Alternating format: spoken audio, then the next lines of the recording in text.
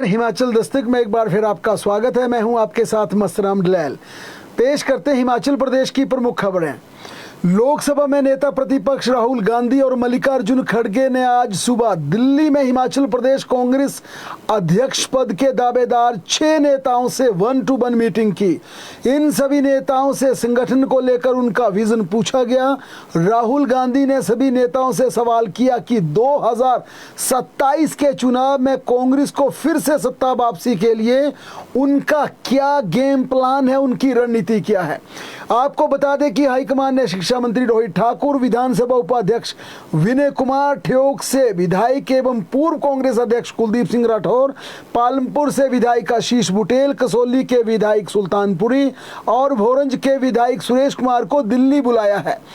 इन सभी 6 नेताओं का पैनल प्रदेश कांग्रेस प्रभारी रजनी पाटिल ने केंद्रीय हाईकमान को भेजा था, क्योंकि मुख्यमंत्री से चर्चा करने के बाद रजनी पाटिल ने इन 6 नेताओं का पैनल दिल्ली भेजा था। अब इनमें से किसी एक की ताजपोशी तय है और इसके बाद हिमाचल कांग्रेस को नया अध्यक्ष मिल जाएगा। अध्यक्ष की ताजपोशी के बाद ही राज्य में संगठन का विस्तार किया जाएगा। प्रदेश में सत्तारूढ़ कांग्रेस से 1 साल से ज्यादा समय से बिना संगठन के चल रहा है। सभी दावेदारों ने हाईकमान से आग्रह किया कि जो भी डिसीजन लेना है पंचायत व नगर निकाय के चुनावों से पहले ले लिया जाए, ताकि हिमाचल प्रदेश में कांग्रेस की जनता के बीच फजीयत ना हो। सूत्र बताते हैं कि प्रदेश कांग्रेस प्रभारी रजनी पाटिल ने कुलदीप राठौर को अध्यक्ष बनाने के लिए पैरवी की है। उनकी पहली पसंद कुलदीप सिंह राठौर है। रोहित ठाकुर का नाम बीते माह दिल्ली में राहुल गांधी के साथ हुई मीटिंग के दौरान सामने आया था। उनका नाम सुक्खू कैबिनेट के अधिकतर मंत्रियों ने अध्यक्ष के लिए आगे बढ़ाया था। इसी वजह से रोहित ठाकुर की दावेदारी सबसे मजबूत मानी जा रही है। रोहित ठाकुर 4 बार के विधायक हैं और वर्तमान में राज्य सरकार में शिक्षा मंत्री के तौर पर उनकी परफॉर्मेंस, उनका कार्यकाल भी बेहतर माना गया है। SC कोटे से अगर अध्यक्ष बनाया जाता है तो हाईकमान के सामने विनय कुमार पहली पसंद बन सकते हैं। विनय कुमार प्रदेश कांग्रेस के वर्किंग प्रेसिडेंट भी रह चुके हैं और श्री रेणुका जी से 3 बार कांग्रेस से निर्वाचित हुए हैं। वर्तमान में वे हिमाचल प्रदेश विधानसभा के डिप्टी स्पीकर हैं। हिमाचल की सत्ता की चाबी तय करने वाले कांगड़ा जिला को साधने का प्रयास किया गया तो निगाहें आशीष बुटेल पर जाकर रुकेंगी, क्योंकि उनमें जिस प्रकार की शालीनता, सभ्यता, सौम्यता है वह प्रबल दावेदार इस पद के माने जा सकते हैं। हालांकि कई समीकरण उसमें देखे जाएंगे। बुटेल दूसरी बार विधायक बने हैं। उनकी ताजपोशी से कांगड़ा जिला को साधने का अगर प्रयास हुआ तो जरूर उनका नाम ऊपर आ सकता है। कांग्रेस हाईकमान ने यदि SC कार्ड खेला तो विनय कुमार के अलावा 2 विकल्प के तौर पर सुल्तानपुरी और सुरेश कुमार चर्चा में शामिल रहे। पुख्ता सूचना के अनुसार केंद्रीय हाईकमान ने अध्यक्ष का नाम फाइनल कर लिया है और माना जा रहा है कि मुख्यमंत्री सुखविंदर सिंह सुक्खू को मना लिया गया है। उनकी सहमति बना ली गई है, क्योंकि जो लगातार ये मामला अड़ रहा था, लगातार मामला रुक रहा था, उसके पीछे बड़ी वजह ये थी कि मुख्यमंत्री चाहते थे कि हिमाचल प्रदेश से केंद्रीय हाईकमान ऐसे व्यक्ति को अध्यक्ष बनाए जिसका जनता में एक अच्छा मैसेज आए। यानी कि मुख्यमंत्री की तरफ से ये मैसेज दिया गया था कि जातीय और क्षेत्रीय समीकरणों को ध्यान में रखकर पार्टी अध्यक्ष का फैसला किया जाए। चूंकि आज इंटरव्यू का प्रोसेस था, राहुल गांधी ने इन तमाम नेताओं का विजन जानना चाहा, इनका विजन भी पूछा और फिर उसके बाद इन नेताओं से मुलाकात करने के बाद राहुल गांधी ने मुख्यमंत्री सुखविंदर सिंह सुक्खू से भी बात की है, सूचना है, और उनसे सहमति ले ली है कि हिमाचल प्रदेश कांग्रेस का अध्यक्ष किसे बनाया जाए। और इस पूरे दिन की कसरत के बाद अब ये माना जा रहा है कि पार्टी प्रेसिडेंट का नाम फाइनल कर लिया गया है और बिहार चुनावों के नतीजों के तुरंत बाद अध्यक्ष पद को लेकर केंद्रीय हाईकमान यानी वेणुगोपाल के कार्यालय से नोटिफिकेशन जारी कर दी जाएगी। बिहार के चुनाव के नतीजे 14 को आने हैं और उसी शाम यानी कि 14 की शाम को भी हिमाचल प्रदेश कांग्रेस अध्यक्ष पद के नाम की नोटिफिकेशन हो सकती है। और यह भी तय है कि अगर किसी प्रकार का कोई इफ एंड बट ना हुआ, आज नाम तय हो गया है। आज के बाद किसी भी समय नाम को लेकर घोषणा की जा सकती है। भाजपा की ओर से राष्ट्रीय गीत वंदे मातरम के 150 वर्ष पूरे होने पर शिमला में भाजपा ने कार्यक्रम का आयोजन किया। इस कार्यक्रम में नेता प्रतिपक्ष जयराम ठाकुर और सांसद अनुराग सिंह ठाकुर एक मंच पर एक साथ एक सुर में दिखे और उनके साथ सुरेश कश्यप भी मौजूद थे। इस मौके पर सांसद अनुराग सिंह ठाकुर ने मुख्यमंत्री की ओर से दिए जा रहे बार बार के बयान पर, जिसमें कहा गया कि भारतीय जनता पार्टी 5 गुटों में बटी है, उसे लेकर उन्होंने पलटवार किया। सांसद अनुराग ठाकुर ने कहा कि हम 5 गुटों में नहीं बल्कि हम भाजपा के 5 पांडव हैं जो कौरवों पर भारी पड़ेंगे। अनुराग ने कहा मोदी सरकार ने पिछले 3 वर्षों में आपदा में दिल खोलकर हिमाचल प्रदेश की मदद की। वहीं नेता प्रतिपक्ष जयराम ठाकुर ने कहा कि जिस कांग्रेस पार्टी ने पिछले 12 महीने से प्रदेश अध्यक्ष के अलावा कोई यूनिट नहीं है, कांग्रेस के पास ना प्रदेश ना जिला की कार्यकारिणी है, लेकिन उन्होंने कहा कि इसके बिल्कुल विपरीत भारतीय जनता पार्टी का मजबूत नेतृत्व है, इस कदर है कि दुनिया की सबसे बड़ी पार्टी बन चुकी है। और दोनों नेता अनुराग ठाकुर और जयराम ठाकुर की बात की जाए, क्योंकि पीछे जिस प्रकार के मंडी वाला प्रकरण हुआ था, नारेबाजी हुई थी, फिर जयराम ठाकुर ने अपने तल्ख तेवर दिखाए थे और कहा था कि बड़े नेता को बड़ा दायित्व भी निभाना चाहिए, अपनी जिला से जीत दिलानी चाहिए, यानी जो खटपट पार्टी के बीच चली थी। उसके बाद दोनों नेता सार्वजनिक मंच पर पहली बार सामने आए और दोनों का जिस प्रकार से बॉडी लैंग्वेज था, स्वाभाविक तौर पर मैसेज दिल्ली से भी आया होगा, संदेश दिल्ली से भी गया होगा, क्योंकि दोनों नेताओं ने जिस प्रकार से एका दिखाने का प्रयास किया और कांग्रेस पर दोनों ने जिस प्रकार से एक सुर में पलटवार किया। कहने वाले कह रहे थे कि एका हो गया, हालांकि एका कितना होगा, अंदर खाते ये मजबूती कितनी होगी, आने वाले दिनों में पता चलेगा। लेकिन दोनों नेता आज एक मंच पर दिखे, जिसे लेकर जबरदस्त चर्चा रही।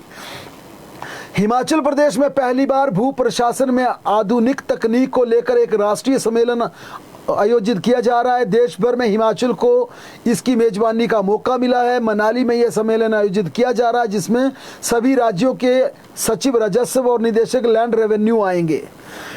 प्रदेश में शिक्षण कार्यों की जांच अब डिजिटल तरीके से होगी। इसमें यह देखा जाएगा कि स्कूल लेक्चरर यानी 11वीं 12वीं को पढ़ाने वाला शिक्षक क्या सच में पढ़ा रहा है या नहीं, क्योंकि यहाँ पर नई डायरेक्शन जारी हुई है कि लेक्चरर जो कि 10वीं 11वीं को पढ़ाते थे, उन्हें 9वीं 10वीं के छात्र भी पढ़ाने पड़ेंगे। और इसी के चलते एजुकेशन डिपार्टमेंट ने यह डायरेक्शन जारी की है कि इन शिक्षकों को अब क्लासरूम में हर दिन अपनी सेल्फी बच्चों के साथ पढ़ाते हुए सेल्फी लेनी होगी और रोज डिप्टी डायरेक्टर कार्यालय के व्हाट्सएप ग्रुप पे डालनी होगी। शिक्षा विभाग ने मॉनिटरिंग का ये नया तरीका अपनाया है। अब लेक्चरर के पढ़ाते समय फोटो खींचकर भेजनी होगी। ये फोटो संबंधित स्कूल के प्रधानाचार्य की ओर से जिले के शिक्षा उपनिदेशक को भेजी जाएगी, ताकि विभाग हर कदम पर नजर रख सके। ये व्यवस्था इसलिए भी जरूरी बताई जा रही है ताकि टीजीटी के पद खाली होने पर बच्चों की पढ़ाई बाधित न हो। दरअसल नई शिक्षा नीति के तहत यह प्रावधान किया गया है कि स्कूल लेक्चरर 11वीं 12वीं ही नहीं बल्कि अब 9वीं और 10वीं की कक्षाएं भी लेंगे। केंद्र सरकार 2030 तक इस नीति को पूरी तरह से लागू करने का लक्ष्य लेकर चल रही है। शुरुआत में प्रदेश के कई स्कूल लेक्चरर्स इस निर्णय का विरोध कर रहे हैं। उनका कहना है कि ये उनके नियमित कार्य क्षेत्र से बाहर की जिम्मेदारी है, लेकिन अब शिक्षा विभाग ने स्पष्ट कर दिया है कि जो पढ़ाएगा वही दिखेगा और साफ कहा है कि ये सरकार नई नीति के तहत ये ऑर्डर मानने पड़ेंगे और लेक्चरर को 9वीं 10वीं की कक्षा में बच्चों को पढ़ाते हुए बाकायदा फोटो अपना भेजना होगा। इसे सख्ती के साथ लागू कर दिया गया है और सूचना की डिप्टी डायरेक्टर कांगड़ा ने इसे लेकर स्कूलों को रिटर्न आदेश भी जारी कर दिए हैं। हिमाचल प्रदेश शिक्षा बोर्ड ने राज्य के 294 निजी स्कूलों की मान्यता को रद्द कर दिया है। शिक्षा बोर्ड का पाठ्यक्रम न पढ़ाने पर यह कार्रवाई की गई है। मान्यता प्राप्त स्कूलों के लिए शिक्षा बोर्ड का पाठ्यक्रम पढ़ाना मैंडेटरी किया गया है, लेकिन ये स्कूल दूसरे प्रकाशकों की किताबें पढ़ा रहे थे। प्रदेश में 9वीं से 12वीं तक करीब 1400 निजी स्कूल हिमाचल प्रदेश स्कूल शिक्षा बोर्ड से एफिलेटेड हैं। हाल ही में बोर्ड ने सभी स्कूलों से बच्चों के लिए खरीदी पुस्तकों को बिल मंगवाए थे। जांच के दौरान 294 प्राइवेट स्कूल्स ऐसे निकले जिन्होंने अदर्स पब्लिशर्स की बुक्स खरीद रखी थी। इस पर शिक्षा बोर्ड ने सख्त फैसला लेते हुए नियमों का उल्लंघन करने पर इन स्कूलों की एफिलिएशन को रद्द कर दिया है। इनकी अब मान्यता खतरे में आ गई है। उधर समग्र शिक्षा की ओर से निपुण लक्ष्य स्कूल कार्यक्रम के अंतर्गत पहली और दूसरी कक्षा के बच्चों का एडलाइन सर्वे सफलतापूर्वक कर लिया गया। यह सर्वे 6 और 7 नवंबर को प्रदेश के 480 चयनित निपुण लक्ष्य विद्यालयों में एक साथ किया गया। हिमाचल प्रदेश पेंशनर्स संयुक्त संघर्ष समिति ने राज्य सरकार को सख्त चेतावनी जारी की है कि यदि उनकी लंबित मांगों को तुरंत पूरा नहीं किया गया तो धर्मशाला में होने वाले आगामी विधानसभा सत्र के दौरान प्रदेश भर से लगभग 1 लाख पेंशनर्स जुटकर सरकार का घेराव करेंगे। ये निर्णय मंडी में आयोजित समिति की राज्य स्तरीय बैठक में लिया गया। समिति के चेयरमैन सुरेश ठाकुर ने बताया कि 1 जनवरी 2016 से 31 जनवरी 2022 तक सेवानिवृत्त हुए सभी पेंशनर्स को संशोधित ग्रेच्युटी, कम्युटेशन और लीव इनकैशमेंट का भुगतान अब तक नहीं हुआ। इसके अलावा पिछले 5 वर्षों से चिकित्सा बिलों का भुगतान लंबित है। उन्होंने कहा कि 13% महंगाई राहत भत्ता और 111 महीने का एरियर अभी तक जारी नहीं किया गया है। समिति ने सरकार को 1 सप्ताह का अल्टीमेटम देते हुए कहा कि अगर ये तमाम हमारी मांगें नहीं मानी तो फिर धर्मशाला के शीतकालीन सत्र में 1 लाख पेंशनर हिमाचल प्रदेश की तपोवन स्थित विधानसभा का घेराव करेंगे। हिमाचल प्रदेश हाई कोर्ट ने विधानसभा सचिवालय की ओर से पेंशन से संबंधित प्रक्रिया को 2 सप्ताह में पूरा करने के आश्वासन मिलने के बाद पूर्व विधायक होशियार सिंह की याचिका का निपटारा कर दिया। न्यायाधीश विवेक सिंह ठाकुर और न्यायाधीश रोमेश वर्मा की खंडपीठ ने इस मामले में सुनवाई के बाद इस याचिका का निपटारा किया। राज्य हाईकोर्ट ने आपदा राहत के लिए बड़ी कंपनियों से कॉर्पोरेट सोशल रिस्पॉन्सिबिलिटी नीति के तहत औसतन मुनाफे की 2% राशि खर्च न करने पर राज्य सरकार को कड़ी फटकार लगाई है। कंपनी एक्ट 2013 के तहत बड़ी कंपनियों को पिछले 3 फाइनेंशियल ईयर में कंपनी के औसत नेट प्रॉफिट का कम से कम 2% इस जिम्मेदारी पॉलिसी पर खर्च किया जाना आवश्यक है। मुख्य न्यायाधीश गुरमीत सिंह संधवाली और न्यायाधीश रंजन शर्मा की खंडपीठ ने कहा, ये बड़े दुर्भाग्य का विषय है कि राज्य सरकार को इस कानून का पता ही नहीं है। कोर्ट ने कड़ी टिप्पणी की कि आपदा से निपटने के लिए ये दुर्भाग्यपूर्ण है कि राज्य सरकार के पास दूर की सोच नहीं है, जबकि हाल ही में राज्य प्राकृतिक आपदाओं से बुरी तरह प्रभावित है। कोर्ट ने कहा, कानून में खास प्रावधान होने के बावजूद सरकार ने कंपनियों से उक्त कार्य हेतु कानूनन वसूली न कर अपना समय बर्बाद किया और ऐसा लगता कि राज्य सरकार गहरी नींद में सो रही थी। कोर्ट ने कहा, शायद खराब कानूनी सलाह और न्यायिक अधिकारी यानी लीगल रिमेंसर कम प्रिंसिपल सेक्रेटरी कानून का सही इस्तेमाल न करने के कारण ऐसा हुआ।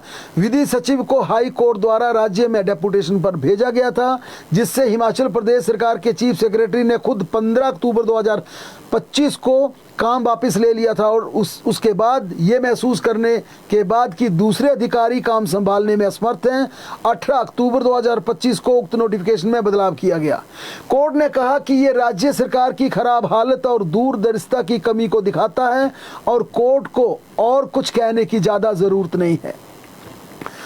हिमाचल प्रदेश में अब लकड़ी के दाम 10% बढ़ा दिए गए हैं। वन विभाग ने इसकी नोटिफिकेशन जारी कर दी है। इसके अनुसार प्राइवेट जमीन पर उगने वाले पेड़ों की विभिन्न प्रजातियों की लकड़ी पिछले साल के मुकाबले 10% महंगी बिक सकती है, ये अधिकार दे दिया गया है।